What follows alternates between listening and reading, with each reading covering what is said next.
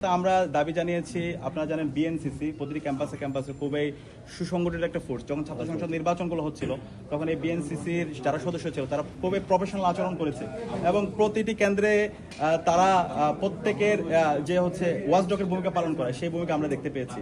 তো এখানে যদি আমরা দেখি আনসারের চাইতে বিএনসিসির তাদের প্রফেশনাল আচরণটা এবং তাদের ট্রেনিংটা অনেক বেশি সুসংগঠিত।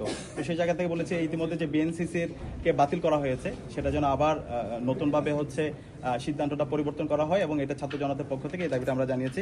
একই সাথে আমরা বলেছি সকল রাজনৈতিক দল এবং যারা প্রার্থীরা আছে নির্বাচন এবার যারা প্রার্থী হয়েছে সবার জন্য যেন লেভেল প্লেইং ফিল্ড ইনশিওর করা হয়।